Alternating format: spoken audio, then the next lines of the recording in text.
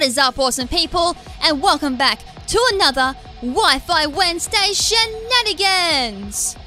Okay guys, so it's been a while since Wi-Fi Wednesday has been uploaded. I do apologise for that. There's been so many things that have been happening between the IC that happened 2 weeks ago, plus the big 24-hour live stream that happened over on Pip Knight's channel, which I did participate in. Huge thank you to everyone who did rock up for that. We did a total of 36 hours awake. I am absolutely wrecked after that. Not to mention I did another 5-hour stream yesterday, which was absolutely amazing. And a huge thank you to everyone that also rocked up to that. You guys made that extremely fun as well.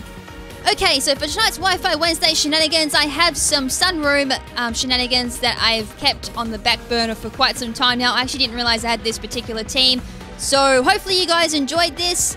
And also a big little note here as well. All the remaining Wi-Fi Wednesdays you guys will see from now on out until I do mention it again in Wi-Fi Wednesday. I've all been pre-recorded from the 1.1 patch. Meaning, if anything sounds a bit weird, it's because I'm doing a different method to record these particular Wi-Fi Wednesdays because of the fact I can't actually record them from an actual 3DS. So without further ado, let's jump into tonight's first shenanigans, which of course is up against Fetty, I do believe, and they've got a team that is somewhat interesting, I guess. They've got Malatik, they've got Salamence, they've got Raichu, low in form, and they've got Magmortar, I do believe. Which is absolutely really cool, actually. I do like seeing Magmortar. It's a really fun Pokemon to use, actually. Anyways, I'm going to lead with the Salamence and the Malatik lead there, so it's kind of a more standardish that they're predicting like Arcanine leads and all that with Malatik using competitive and probably Adrenaline Orb as their item to raise their speed even further. So quite scary leads there actually, considering the current meta. So I'm going to lead with the Torkoal and Chandelure lead here. So Chandelure is my Trick Room setup, Torkoal's the Stun setup. So I'm going to power down the Skull Power from Malatik, which is absolutely great. However, the Dragon Claw from the Salamence is actually quite scary. That is able to 2-hit KO my Chandelure from this range, which is kind of really scary actually. So I'm going to need to get rid of that Torkoal ASAP, which is great. I went for the In-Power Ice that particular turn onto the Salamence, bringing that down to the red, which is really cool. I know it is 4 times super effective, and I am running Quiet Nature as well on the Torkoal, but base 60 power and probably this weird spread on Salamence is enough to somehow live that. I don't know how, but it lived. Anyway, Salamence goes down, and I do set up the Trick Room the previous turn with the Chandelure, which means I go for the Shadow Ball this turn, which is going to smack the Malatik for a quarter damage there, which is still amazing. Pretty good damage there, considering Malatik is a defensive beast in both defense and special defense. So I do manage to just live there thanks to the Sun, living on 16 health, and they're going to bring in the Raichu. So at this point, I do have Trick Room up. Raichu does have nice base special defense, so I'm like questioning if it's going to live this Earth Power or not. If it's like a sweepy set, maybe it's going to go down, maybe it will live. But I do get the critical hit, which is kind of a guaranteed OHKO from the Relon Raichu on the Earthquake, which is absolutely amazing. And from this point, I'm like, okay, I'm just going to throw up a Fire Emblem Z coming off my Heat Wave on the Chandelure. So this is one of those rare moments where I actually do use a Z move, which is, as I said, quite rare for me actually. So Infernal Overdrive, going straight onto the Malatik. At this point, I was just questioning, is it going to kill or is it just going to miss out on the kill? I think I was going to just miss out on the kill in the back of my head, already knew that. But I was like, just in case it does kill. And I do miss out on the kill, just barely. So I was like, oh, that is actually quite good damage considering it's a Malatik and it does resist the Heat Wave Z move. Anyways, goes for a recover there, bring it back up to the green. So that was kind of standish Malatik behavior there, I guess. And the last Pokemon in reserve is, of course, the Magmortar. So Magmortar is easy to take care of. Malatik does this thing, Protect, which is fine because I didn't really target that the Malatik so much that turn. Earth Power into Magmortar is going to do 3/4 damage there. And this is where I said it didn't really matter about the Protect on the Malatik. So I did go for Heat Wave, which targets both Pokemon, of course, and is enough to take out the Magmortar there, which is absolutely amazing, which means that now it's a 4v1 at this point, and they knew it was kind of a losing point, so they end up doing the forfeit, which was probably the best thing they could do there. So that was the first battle, as I said, mostly showed that off with the Fire Emblem Z damage off on a Malatik. Does deal a lot of damage considering, and it is quite a really fun set. Unfortunately though, the current meta, Chandelure isn't really much of a Trick Room Pokemon as much as it used to be, as per se, which is kind of a disappointment. Moving on to Battle 2 now, we have the Jolteon and the Hariyama lead, so that's kind of a scary lead considering how much I use Hariyama. I do know Hariyama quite well, like the back of my hand actually. So they've got the Jolteon lead as well, which is kind of nullified by my Togedemaru. Go for the Sparky Shield on my Togedemaru, predicting a fake out on the Togedemaru, thinking, you know, maybe they would predict Slowking being a Trick Room setup. So kind of got a bit cocky there, but they did go for the fake out on my Slowking, unfortunately, which means I can't set up Trick Room this turn. Alright, so it's turn 2 after a pathetic turn 1. The Jolteon did go for the Thunderbolt, luckily, so they didn't realize I had Lightning Rod, or they just thought I had the Iron Barbs like most Togedemaru's run. So Brick Break on the Togedemaru. Even without a Guts boost, that's still going to be an OHKO, unfortunately, because Hariyama is such an absolute monster at both attack, HP, and it does have still a nice base defense as well. Okay, so I finally get Trick Room up there on the Slow King. Chandelure does come onto the field now, so... And there's not really much I can do at this point because most Hariyamas also run knockoff, but because I'm not running a item like Life Orb and all that, it is not going to get the boost from the knockoff, so I'm going to rely that it doesn't do too much, and it does just a little bit under half damage, which is still nice damage, but it is still quite scary since it is a 3-hit KO if that Jolteon is running Shadow Ball or something, but it's still going for the Thunderbolt, and it's going to target my Slow King. Does bring the Slow King down to the orange. Citrus Berry does activate, which is nice. It's kind of like the saving grace at this point, so I don't think I'm going to live the next Thunderbolt, though. That's the thing. So Hariyama has leftovers, so it is going to be the max health, max attack variant of Hariyama most likely. They're quite scary to go up against, and I would say it's going to be running something like Thick That as well, so I can reduce fire type damage and ice type damage as well. Do get the critical hit though on Size Shock, which is absolutely amazing. That could have been the actual pivot in that battle, I do believe, because I think it would have been a 3-hit KO normally if I didn't get that crit. So that was very nice to see a crit coming from my Size Shock there when I actually needed it. So firing off another Fire Z for Inferno Overdrive on my Heat Wave onto the Jolteon, which might be kind of overkill because considering there's only one target on the field now, Heat Wave would have been again had 100% damage, which may have actually taken out the Jolteon. I'm not too sure. That Jolteon could be running some weird EVs that I'm not familiar with, but regardless, it did go down. Which means the last two Pokemon in reserve on the opponent's side of the field is going to be Bruxish, which is absolutely scary because that actually does counter my team, and the Spiritomb, which is alright, I guess, depending on what set the Spiritomb's running. So the Spiritomb's going to go for the Sucker Punch on my Chandelure, and that's going to be a max attack Spiritomb, most likely with Adamant, and it is also running a Life Orb, so it's like, yep, I never stood a chance there. And the only move I can really throw off at this point with Slow King is going to be the Flamethrower, because I'm not running Scald on this particular set due to the fact I am running it in Sun. Crunch coming from the Bruxish, which means it's going to be running the Strong Jaw ability. English, where are you tonight? Does get the critical hit as well, which is kind of unfortunate, but even without the crit, I do believe that was an OHKO. So my last Pokemon that I have left on my side of the field is the godlike Sunflora. So Sunflora goes for the Leaf Storm here. That is going to absolutely demolish the Bruxish, because Sunflora is a god. Do get the special attack drop though from the Leaf Storm. However, I am carrying the White Herb on the Sunflora, which is going to negate the drop from the Leaf Storm, which is great. Spiritomb does go for the Toxic. I was like, oh damn it, that's game now, unfortunately, because I'm just going to get stalled out by this Spiritomb most likely. So it's most likely got Rest, or it's got Pain Split, or something along the lines to just stall me out, even though it is a physical sweeper.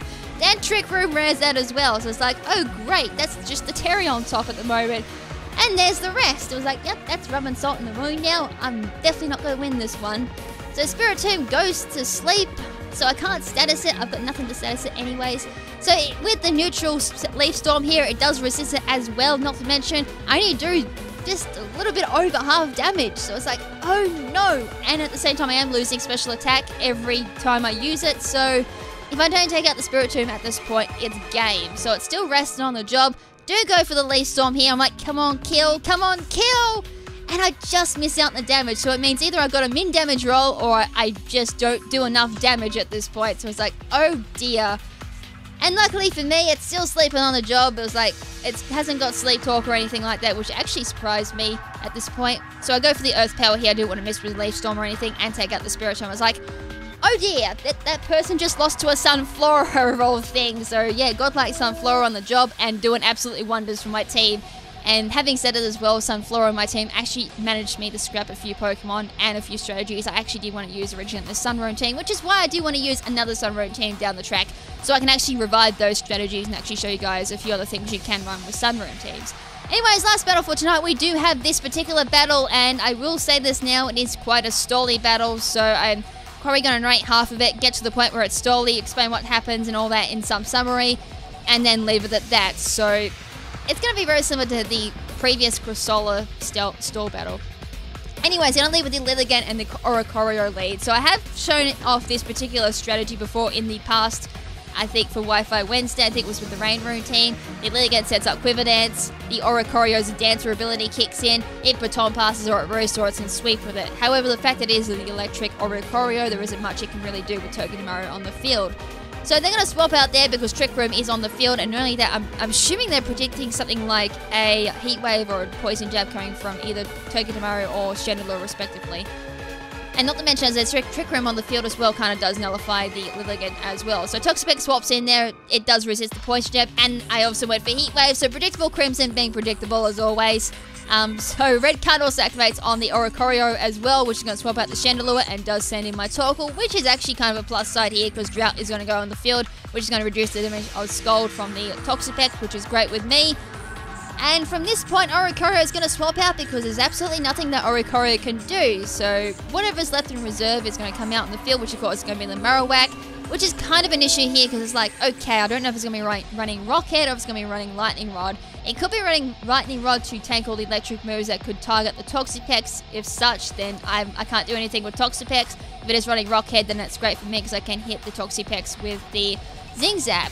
And at the same time though, Marowak kind of hits both my Pokemon for super effective if it is running the Earthquake or if it's running Boomerang. Most times they do carry Boomerang for extra damage considering Earthquake does get 25% drop in multi-target. So that's also a thing. There's just so many things going through my mind at the moment, and at the same time it's like I'm trying to play 2 steps ahead, which is kind of quite hard at this point. So Marowak is going to go for the Protect here. It's going to protect on the Earthquake, Earth Power from my Torkoal. So again, KrimZen being predictable here as always.